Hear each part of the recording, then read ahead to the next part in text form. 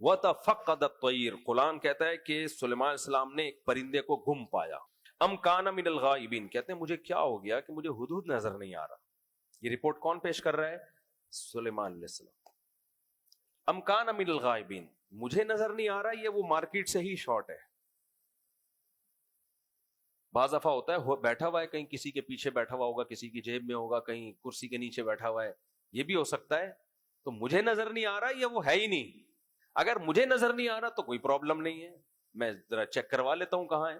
لیکن اگر وہ شارٹ ہے نا دربار سے غائب ہے، تو لَأُعَذِّبَنَّهُ عَذَابًا شَدِيدًا، میں پھر نہیں چھوڑوں گا اس کو، سخت عذاب دوں گا. او لَأَذْبَحَنَّهُ، ہو سکتا ہے ذبح ہی کر ڈالوں.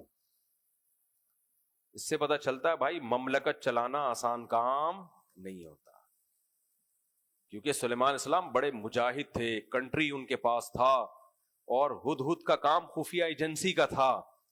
ہر وقت سلیمان علیہ السلام کو رپورٹ چاہیے ہوتی تھی کہ فلاں ملک کے بارے میں تجھے جو رپورٹ لینے کے لیے بھیجا تھا آیا کہ نہیں آیا.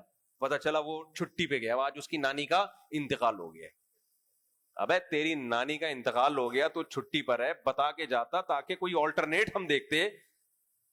کیونکہ ایک سیکنڈ بھی تاخیر جو ہے نا بعض دفعہ صدیوں کا نقصان کرتی ہے. جنگ میں ایک سیکنڈ کا توقف، کوئی آپ کے لیے مقابلے میں آیا ہوا ہے اور آپ کے پاس پسٹل ہے، آپ نے کہا یہ والی چھوڑو، دوسری پسٹل اٹھا کے ماروں گا، تو مار لو گے؟